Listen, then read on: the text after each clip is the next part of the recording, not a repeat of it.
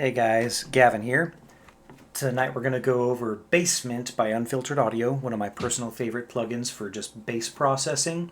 I use this on every single mix that I make because it just works. It's just great. Takes my signal chain and kind of reduces it down to almost just this one plugin for the most part. So let's dig into it. First we're going to be kind of sampling it on a factory preset bass for pigments.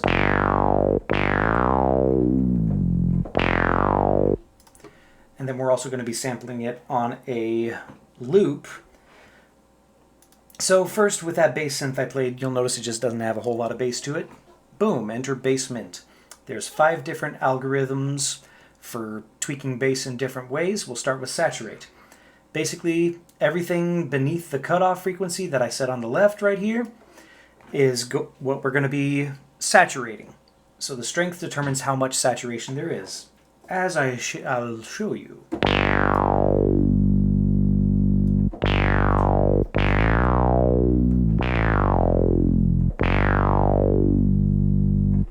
So that's already much fatter than it was. There's a soften knob, which basically it's sort of like an extra low-pass filter that is meant to just kind of tame certain harmonics of a saturated signal. So it's kind of a subtle effect depending on the synth, but we'll kind of play with it off then on.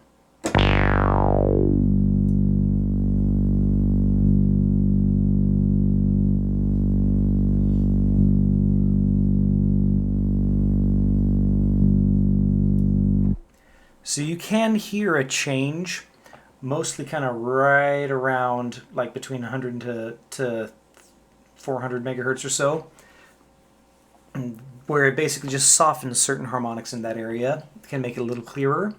There's a shelf built into this thing, which functions like a low shelf, which if I'm looking at Fruity Parametric EQ2, that's a mouthful, I got my low shelf right here.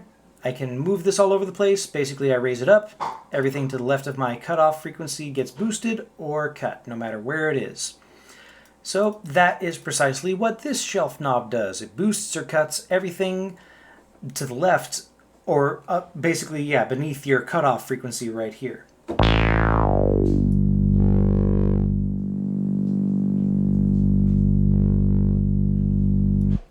So whereas strength determines how much saturation is applied, the shelf is the actual EQ for boosting or cutting bass. Useful if you've got a little too much bass to begin with. Then there's clarity, which basically just cuts out, makes a fairly sharp cut right around 400 megahertz to get rid of some mud in the bass frequencies, as well as kind of making your high end a little crisper. And you can visibly see it cut right around here on my equalizer.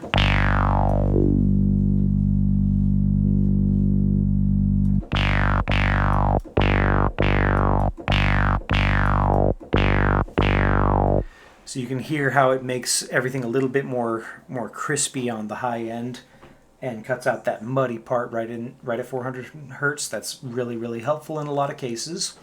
There's an output gain knob, basically just boost the volume. Nice and simple. There's a resonate mode, which kind of takes this whole thing and flips it on its head by turning it into a high-pass filter. So basically everything beneath my cutoff frequency is more or less gone, or very drastically lowered, and the strength is sort of like your resonance or Q knob on your filter. Determines how much of a sharp peak you get, so it's good for boosting a specific low-end frequency. So let me turn that up and we'll play with it.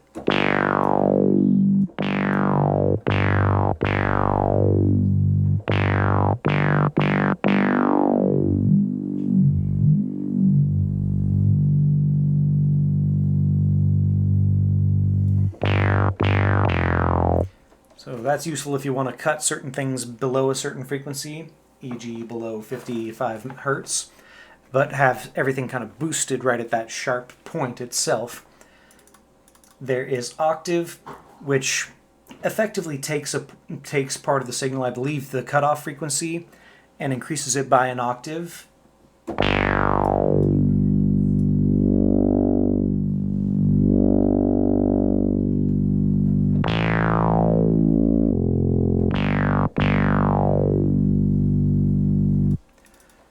So that has a lot of applications there. The synthesize section is a really interesting one in that this basically adds a sine wave, basically a sub-oscillator at your cutoff frequency. This, though, is not meant for something with pitch or tone to it.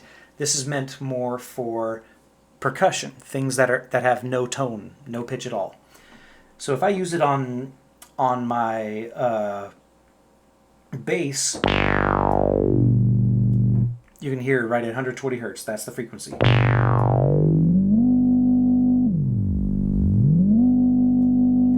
So if I play notes now, this is why it doesn't work on a bass synth. If I play notes now, the frequency remains constant. So it's not really meant to use it on bass synths. But if I use it on a loop or a kick or something, so let's hear the beat right quick. This is just quick lo-fi loop.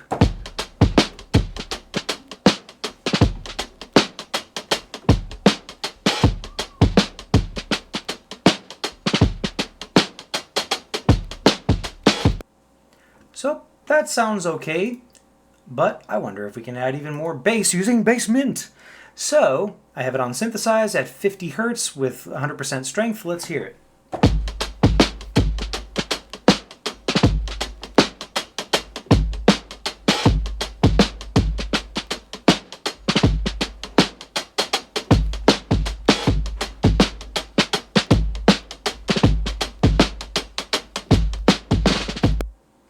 So synthesize is probably, while I don't use it very much except for on loops and things, it's one of the more impressive features in that if you have a sound that just doesn't have bass frequencies, I could boost it with a low shelf all I want, but if there's nothing in the bass to boost, it'll make no change whatsoever.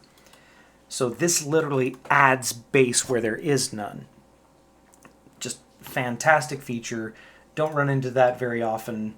So that's just something I really enjoy. Lastly, there's the overfold option, which basically combines wavefold distortion with saturation. It's a little bit more of an extreme kind of experimental effect. Oh. Sorry, wrong thing.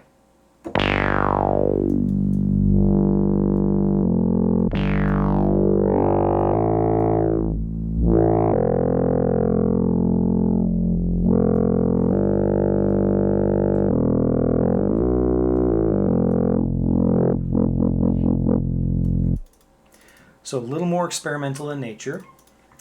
So that's all your main modes, that's all your knobs. On the right you also have a bunch of quick setting buttons.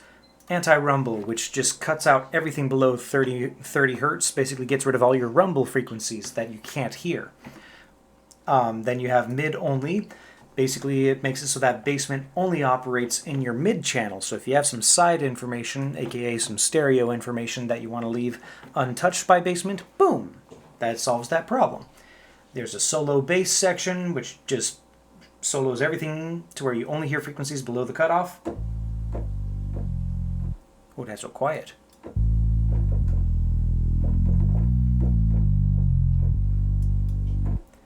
So that can be useful if you want to hear just how your bass sounds. Mono bass, which takes everything below your cutoff and turns it into a mono signal. That is very useful for mixing. So we're going to kind of illustrate a couple things with it. I have a couple of instances of Ozone Imager. With the first one, I'm going to add a ton of stereo content. So now the bass is nice and wide and you can see lots of stereo content. A mono signal is right in the mid, is just like nothing on the sides, just it's all in the middle of this little meter. So that's a mono signal. That's stereo. So that's where you're hearing stuff not just in the middle, but also to the left and right in your panning signal. So if I go over here, let's say I solo my bass. Let me turn on my other Ozone Imager. If I solo my bass and play some frequencies now,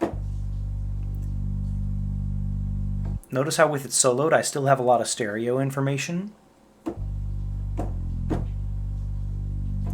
That will cause problems with my mix. That'll cause phase issues where it just cuts out parts of the signal entirely because of clashing bass frequencies. So, if I turn it into a mono bass, now let's see what it does. I have a perfect mono signal on my bass frequencies. Now again, this mono bass section only affects everything beneath your cutoff frequencies. Everything above the cutoff frequency is still going to be in stereo. So this is great if you want to have a lovely mono bass while still having some good stereo information on the high end, like you got a good sizzly bass and you want the sizzle to stay there and sound nice and wide. Then there's soft clipping.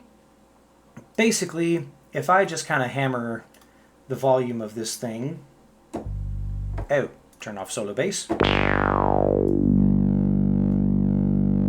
I can hard clip at the meter level, like at the mixing level, pretty hard. Turn it into soft clip. It's still clipping. Let me put it back to output gain of 0. Okay, now let me add a lot of strength instead of my output gain.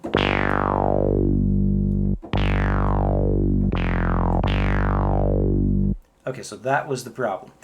So if I turn the output gain, it's just literally increasing the volume of the whole signal. Soft clipping applies to the strength and other things that you're doing with all the knobs and all that on this side. So with soft clipping, it keeps everything from going over a certain volume level, so you're not hard clipping within your mixer. Now I showed you how to do it the right way. Then there's your lovely bypass mode, so you can just immediately hear very quickly how your mixing decisions are turning out with your bass. That's the thing without basement at all.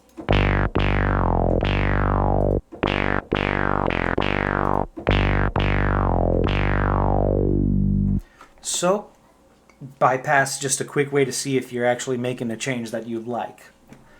So those are all the core features of the plugin. There's some basic stuff like in the options, like the ability to change the theme just into one of 4 basic colors. There's a randomization option. You can choose how much it can randomize and add drift prevention to it. You can randomize using this little dice cube over here. So I'll get into a couple of nitpicks that I have about the plugin.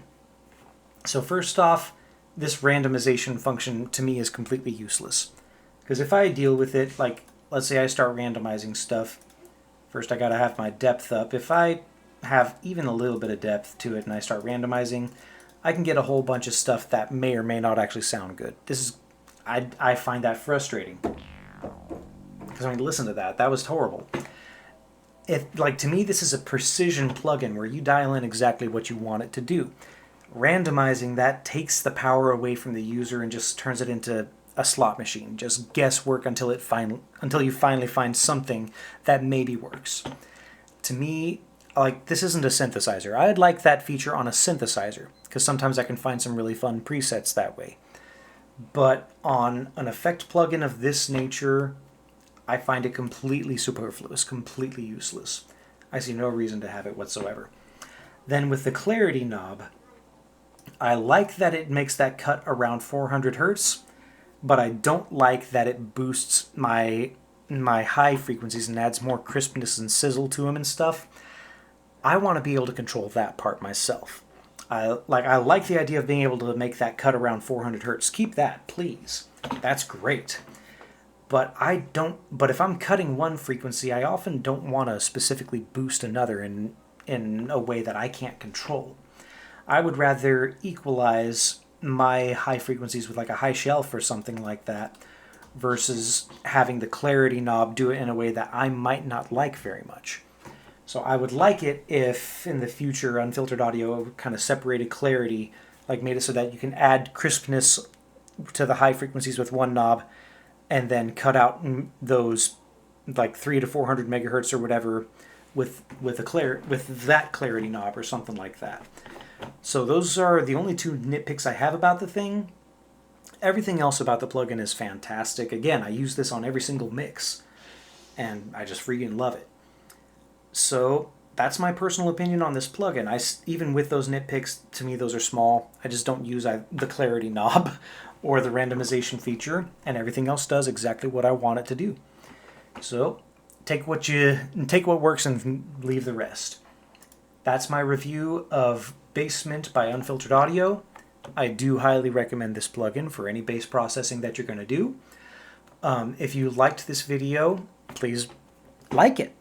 And feel free to subscribe. And if you really like seeing me all the time, hit the little dingy ringy bell notification thingy. Then you'll know when I have a new video. So, outside of that, thank you so much for watching. I hope y'all have a great evening.